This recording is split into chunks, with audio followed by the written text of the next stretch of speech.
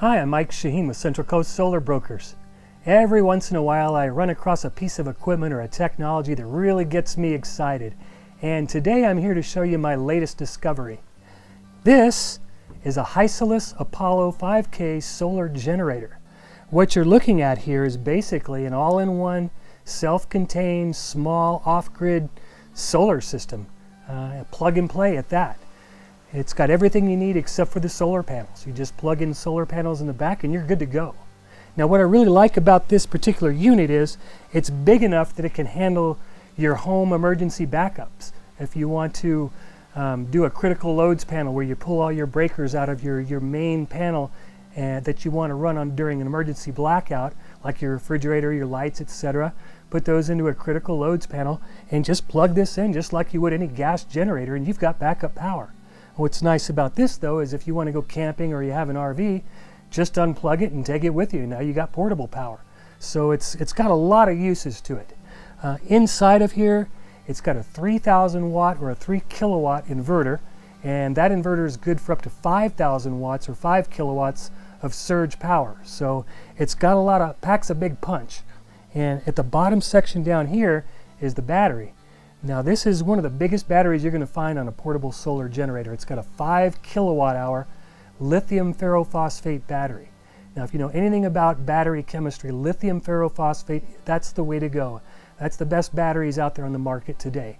So this thing is a beast. We're going to cut the camera, we're going to zoom in close, and I'll show you the front of the unit. These are all your outputs, and on the back of the unit is all your inputs.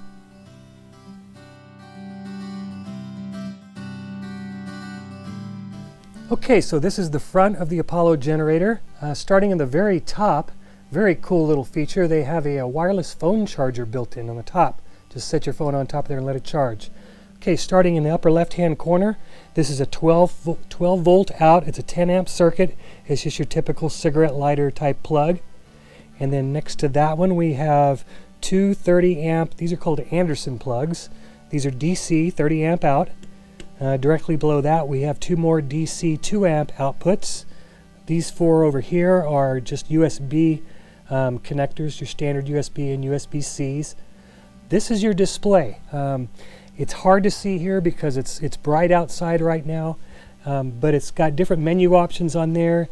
It's got your inputs on this side, solar input, DC input, AC input, and then your battery charge indicator. On the other side over there, it's got your outputs. It'll tell you how many watts you're putting out on AC and DC. It also shows your Bluetooth connection up there and Wi-Fi connection. This thing will connect to Wi-Fi, and you can also monitor everything that's going on via with an app, with the Hysolis app that you can download. Okay, let's see. Down below here, we've got 6 20 amp, 110, just your standard 110 outlets. And then finally, this is the plug, your generator plug. This is a 25 amp, 120 volt output. It's very similar to your 30 amp typical generator output. And this is where you're going to plug in your cable, your generator plug cable. On the other end of that, that'll go into your generator input, whether it's on the house or if you're in a camper or an RV. Those have the same type twist, either 120 or 20 volt services for that. And then finally below the very bottom down here, this is your intake for your air. There's two little tabs on here. You can pull this open, and there's a foam filter in here. You can take that out and clean it if needed. So that's all of your outputs on the front. We'll turn the unit around and show you the back now. Now we move on to the back of the unit. Starting in the upper left-hand corner, this is your main AC input. It can take up to 3,000 watts of AC input. The unit ships with this heavy-duty connector. This is one of the things I'm really impressed with about everything about this generator is the cables it ships with it. Look how professional these are. So this end plugs in right here. Let me open this up. So we have a 3-prong outlet that plugs in right there. And at the other end of the cord, it comes with this, let me pull this off of here, 30 amp standard generator type plug. If you don't have access to that type of a plug, they come with this little connector. You just put that on the front and you can plug into your standard 110 outlet to charge by AC. And then the other side of here, we have the DC input. And again, it comes with very, very professional cables. Look at these. So you just plug that part in there, and then this will plug into your standard cigarette lighter style plugs if you want to recharge off your alternator. Okay.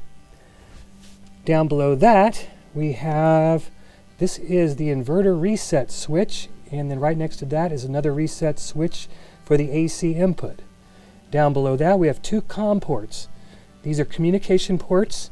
If you were to run multiple units, this is how they would communicate with each other. Just looks like an Ethernet type connector.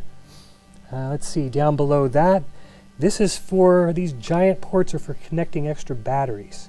So if the more batteries you add, you can just run those, the cables out and then, you know, into the next battery and so forth. So you have two ports for the extra batteries. This is your main power switch, something else they really thought out. They put a little acrylic cover over that because when they ship the unit to you, they want you to turn the battery on and pretty much just leave it on the whole time. They put this little cover on there to make sure you don't actually accidentally turn off the main power. And then next to that, these are your two solar inputs. These are MC4 solar connectors. These are standard solar connectors. You don't see this pretty much on any other solar generator out there where you have the straight MC4 connectors in. Most of them give you these other type of adapters that you have to plug a cable into that splits out and then eventually works its way out to an MC4 connector. Now, another very impressive thing about this unit, it ships with this breaker box, and that's intended for the solar panels in. It's going to be running high voltage DC in here. The solar input on this is either from, you can go from 120 volts to 500 volts. Again, no other solar generator works on high voltages like that.